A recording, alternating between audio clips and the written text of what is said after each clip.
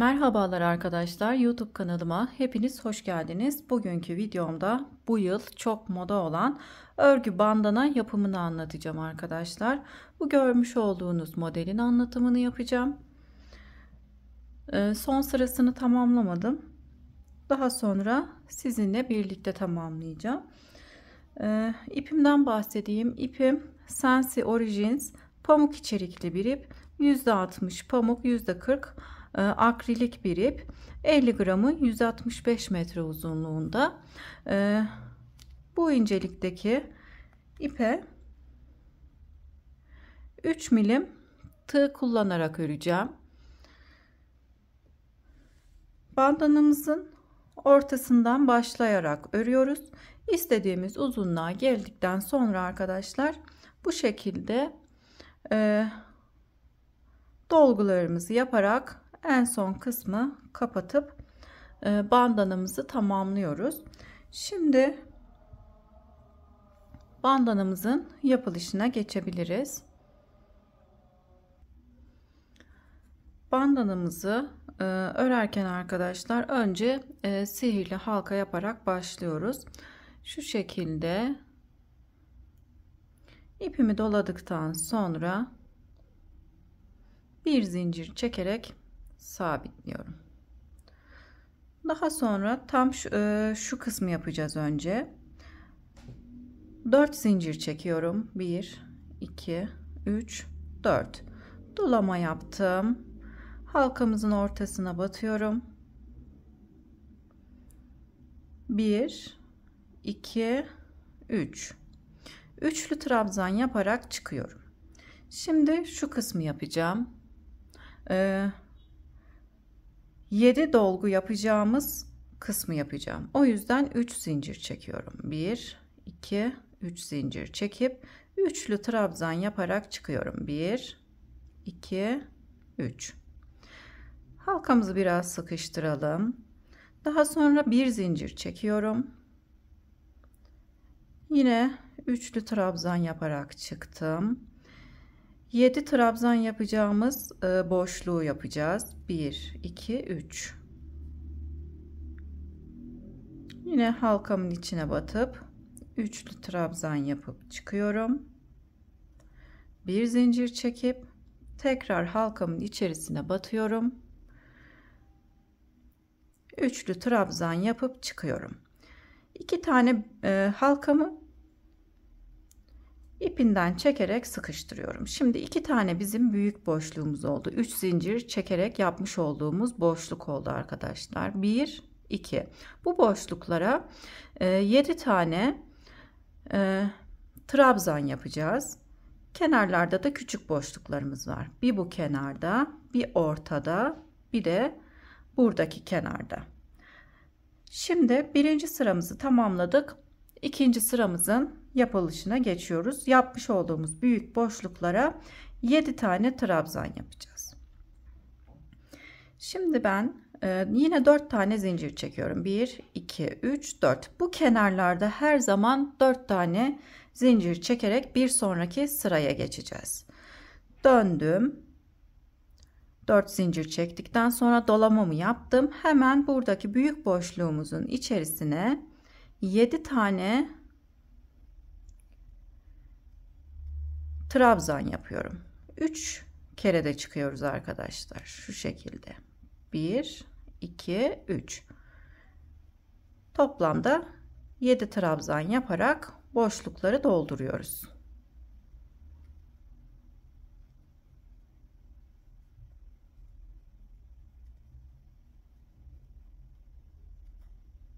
Üç, 6, 7.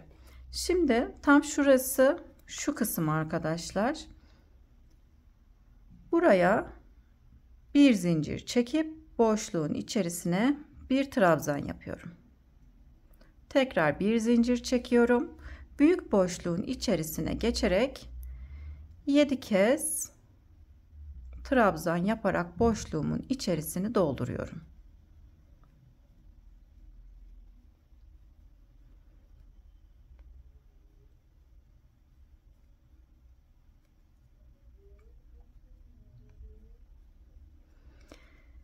3, 6, 7. 7 trabzan yaptıktan sonra bir zincir çekiyorum. Buradaki boşluğumun içerisine batıyorum.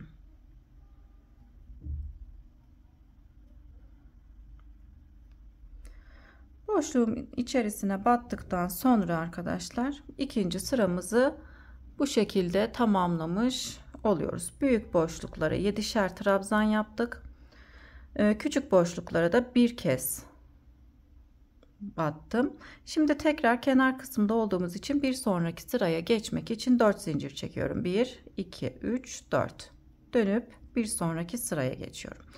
Hemen buradaki boşluğumun içerisine sonraki sırada yapacağım 7 trabzanın kutucuğunu yapıyorum. Üçgen şeklinde. Hemen buraya üçlü trabzan yaptım. Şimdi 3 zincir çekip buraya bir tane büyük kutucuk yapıyorum ki sonraki sırada 7 tane trabzanımı yapmak için. Şimdi 2 zincir çekeceğim. 1, 2. Buradaki 7'li trabzanın üstüne 3 tane trabzan yapacağım. Şu şekilde sayıyorum boşlukları. 1, 2, 3. Üçüncü boşluğu bulup bir trabzan, ikinci trabzanımı yapıyorum. Üçüncü trabzanımı yapmış oluyorum. Buradaki modele bakarsak arkadaşlar şu şekilde her zaman 7'li trabzanımızın üzerinde üçlü trabzanımız var. Model hep bu şekilde devam edecek. Her zaman 7'li trabzanın üstüne üçlü trabzan yapacağız. Şimdi tekrar 2 zincir çekiyorum. Buradaki tek trabzanımın üzerine sonraki sıralarda yapacağım şu şekilde 7'li trabzanların büyük kutucuklarını oluşturuyorum. Tam ortadaki trabzanın tepesine battım. 3 zincir çektim. Tekrar batıp çıkıyorum. Bir zincir çekip aynı boşluğun içerisine tekrar batıyorum. Bu defa 3 zincir çekiyorum. Aynı boşluğun içerisine tekrar batıyorum. Yani sonraki sırada 7'li trabzan yapacağım. Kutucukları oluşturmuş oldum. Bir de burada oluşturmuştum. Bir de bu köşede oluşturacağım. 7'li trabzanın üstüne üçlü trabzan yapacağım. 1, 2, üçüncü boşluğu bulup 1, 2, 3. Üçlü trabzan yaptım. 2 zincir çekiyorum. Doladım. Buradaki boşluğun içerisine sonraki sırada yapacağım 7'li trabzanın boşluğunu oluşturuyorum. Bir zincir çekip tekrar batıyorum. Dediğim gibi kenarlarda bir sonraki sıraya geçerken 4 zincir çekiyoruz. 1, 2, 3, 4 zincir çektim. Sonraki sırama geçtim. Kaçıncı sıradayız? 1, 2, 3, 4. sıramızı örmeye geçiyoruz. Yapmış olduğumuz büyük boşlukların içerisine yine 7 tane trabzan yapalım.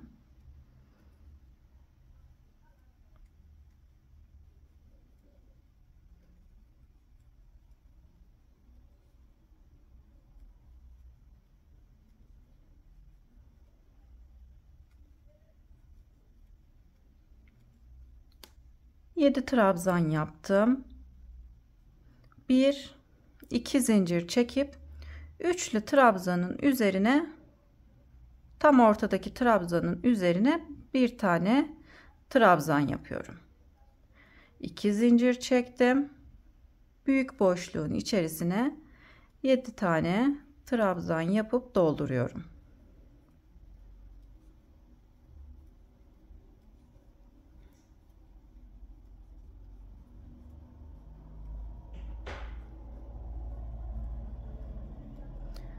Şöyle arkadaşlar, üçlü trabzanın üzerine de her zaman bir tane trabzan yapacağız. Üçlü trabzan gördüğümüzde üzerine bir trabzan yapacağız. Yedili trabzan gördüğümüzde üzerine 3, üçlü trabzan gördüğümüzde 1, birli trabzan gördüğümüzde ise sonraki sırada yedili trabzan yapabilmek için birli trabzanın üzerine şu şekilde büyük bir boşluk oluşturmamız gerekiyor. Şimdi 7 tane trabzanımı yaptıktan sonra büyük boşluğumun içerisine bir zincir çekip küçük boşluğumun içerisine bir trabzan yapıyorum. Tekrar bir zincir çekip büyük boşluğun içerisine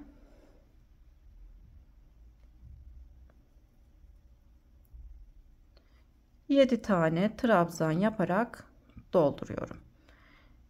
Büyük boşluk görünce 7 trabzan yapıyoruz içine. Yedili trabzan gördüğümüzde 3 trabzan, üçlü trabzan gördüğümüzde bir trabzan, bir trabzan gördüğümüzde de yine büyük boşluk yaparak ilerliyoruz.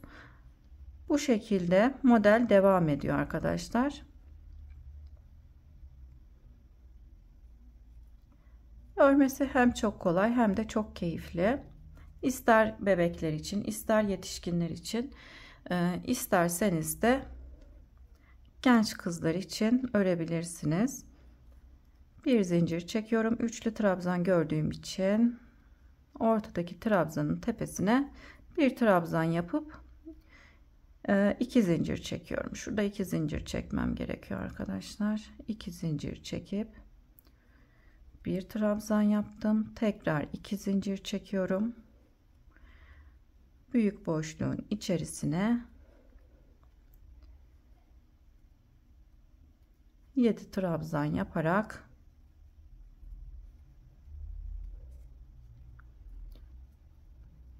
boşluğumun içerisine dolduruyorum. Bir zincir çekip kenardaki boşluğun içine bir trabzan yapıp sıramı tamamlıyorum. 1 2 3 4. Şimdi tekrar devam edelim arkadaşlar. Birkaç sıra daha birlikte örelim. 4 zincir çekiyorum. Kenarlarda her zaman dediğim gibi 4 zincir çekelim. Şimdi buradaki boşluğun içerisine sonraki sırada yedili trabzan yapabilmek için büyük boşluk yapıyorum. Yani 3 zincir çekerek şu şekilde üçgen görünümlü bir büyük boşluk yapıyoruz. Yedili trabzan gördüğüm için 2 zincir çekip buraya üçlü trabzan yapacağım. 1 2 3 2 zincir çektim. Tek trabzan gördüğüm için hemen buraya sonraki sırada yedili trabzan yapabilmek için üçgen şeklindeki büyük boşluğumuzu oluşturuyoruz. 3 zincir çekip aynı trabzanın içerisine tekrar batarak büyük boşluğumu oluşturdum. 2 zincir çektim. Yedili trabzan gördüğüm için hemen üzerine 3 tane trabzan yapıyorum. Sayıyorum. 1 2 3. boşluğa batıp yan yana gelecek şekilde üçlü trabzan yapıyorum.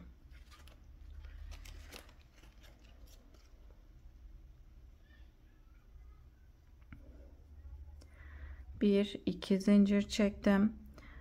Şimdi model tam orta kısımdan artıyor arkadaşlar. Yine buradaki tek trabzanımızın üzerine hemen sonraki sırada yedili trabzan yapabilmek için büyük bir üçgen boşluk yapıyorum. Bir zincir çekiyorum. Aynı boşluğun içerisine tekrar batıyorum. Küçük boşluk yaptım. Hemen yanına 3 zincir çekerek üçgen şeklindeki büyük boşluğumu yapmış oluyorum. Yani sonraki sırada yedili trabzan yaparak artırmamızı yapmak için bu şekilde hem sağ tarafta hem sol tarafta büyük boşluklar oluşturmamız gerekiyor. Model ortasından artarak devam ediyor arkadaşlar. 2 zincir çekiyorum. Büyük boşluğumu yaptıktan sonra 1 2 3.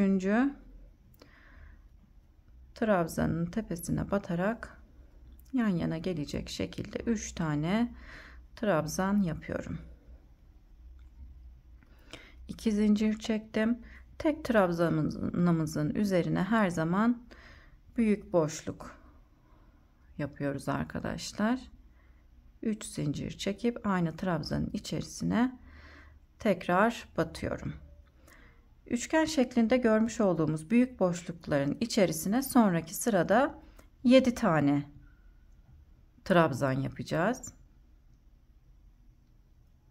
1 2 zincir çekip 7'li trabzanın üzerine her zaman 3 tane trabzan, 1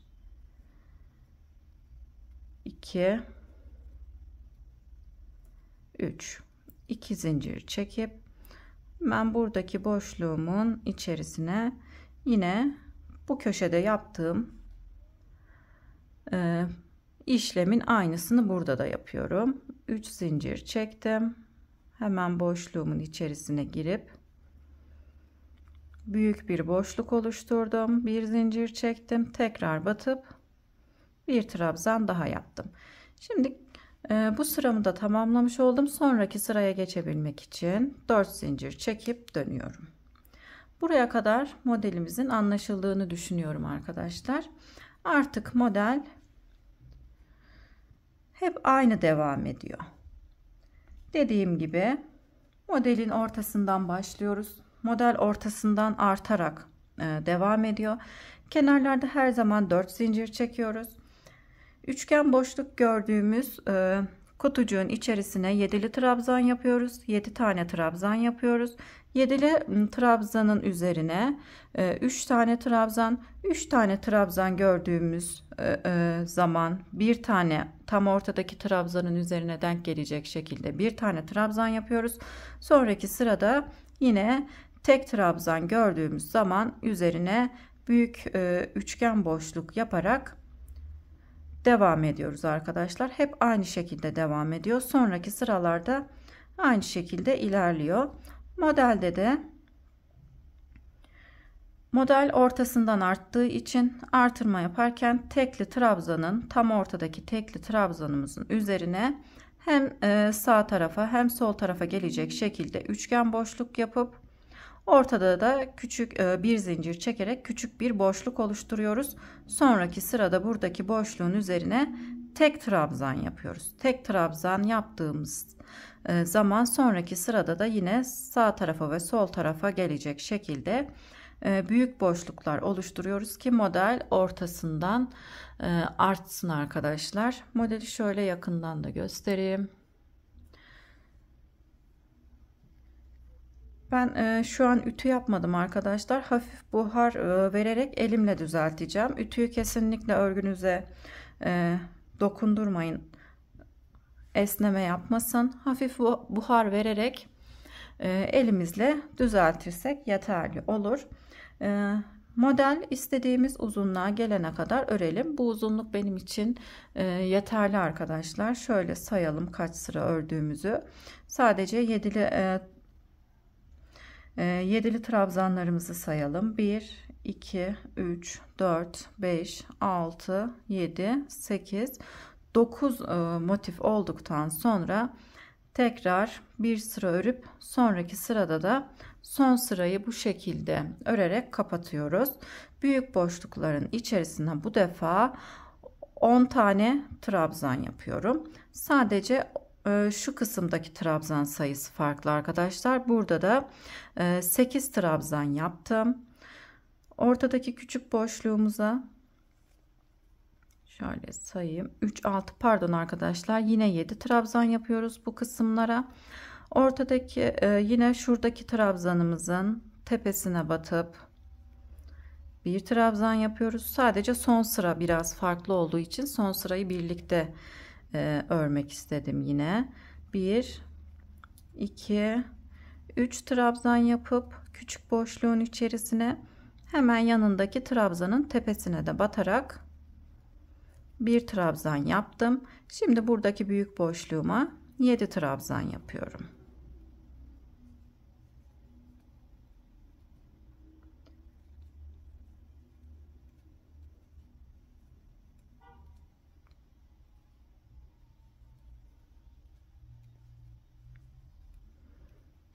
7 trabzan yaptıktan sonra hemen üçlü trabzanın ortasındaki trabzanın tepesine batıp şu şekilde sabitliyorum.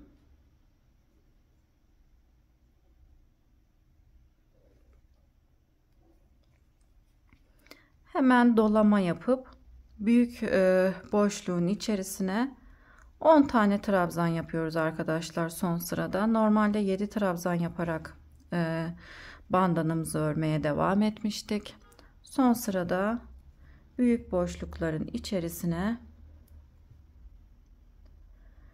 10 tane trabzan yaparak ilerliyoruz.